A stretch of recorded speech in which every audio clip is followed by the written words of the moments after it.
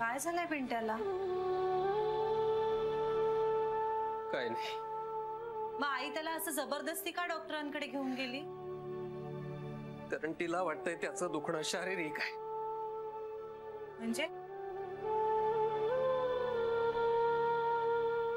तू आलीस म्हणून वाद न घालता गुपचूप निघून तरी गेला बिचारा। पण म्हणजे नक्की काय झालंय त्याला? वाटलं होतं त्याच्यापेक्षा जास्त परिणाम झालाय त्याच्यावर या सगळ्याचा। बाबा म्हणजे काय झालंय? त्याचा खूप जीव आहे ग तुझ्यावर। माहितीये मला बाबा। त्याचं मन खातंय त्याला। कशासाठी? त्याला वाटतंय तुझ्या या अवस्थेला तो जबाबदार आहे। वेडा आहे का तो? वेडाच आहे। तेच ओझं झालंय त्याच्या मनावर। म्हणजे त्याला थोडा त्रास होतोय हे कळत होतं मला, पण ते नॅचरल आहे असं वाटत होतं। माझंही तसं झालं होतं ग, पण त्याचं जरा जास्तच खोल झालंय। पण म्हणजे नेमकं काय म्हणाला तो? काही विशेष नाही, मी समजावेन त्याला। बाबा असं नका करू, प्लीज सांगा ना मला। अगं खरंच विशेष काही नाहीये। कुठल्याही हळव्या माणसाच्या मनाला लागेल तसं लागलंय त्याला। फक्त तो एवढा हळवा असेल हे बाप असूनही कधी लक्षात नाही आला माझ्या। पण नेमकं काय बोलला तो? जानू तू आराम कर आता।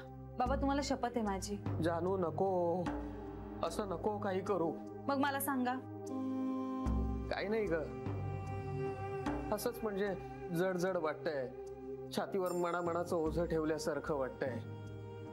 डोकं जड झालंय, जीव द्यावा असा वाटतोय असं। बापरे, एवढा बोलला तो? हो म्हणजे असंच काहीतरी। हे सिरियस आहे बाबा? अगं पण बोलला म्हणून कळलं तरी निदान आपल्याला। मी बोलते पिंट्याशी। जानू काय होऊन बसलं ग हे सगळं? बाबा आता प्लीज तुम्ही खचून जाऊ नका, पण पिंट्याच्या एवढे जवळ असूनही त्याच्या मनात एवढं काहीतरी चाललंय हे कळूच शकलं नाही आपल्याला।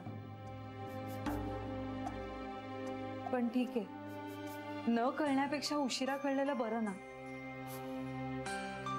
बाबा सगळं ठीक होईल, मला विश्वास आहे। त्याच एका आशेवर दिवस ढकलतोय ग मी। तुझं असं पिंट्याचं तसं। देव आणखी किती अंत बघणार आहे माझा कोणास ठाऊक। बाबा बाबा ठीक आहे, असं होतं कधीतरी, तुम्ही नका टेन्शन घेऊ। आणि डिप्रेशन ही आजकालच्या जनरेशन मधली खूप कॉमन गोष्ट झाली आहे। एवढं काही टेन्शन नाहीये त्याचं, मी समजावीन ना पिंट्याला, मी बोलीन त्याच्याशी। हा म्हणजे आता लगेच नाही बोलणार, नाहीतर त्याला संशय येईल ना, पण हळूहळू समजावीन मी त्याला।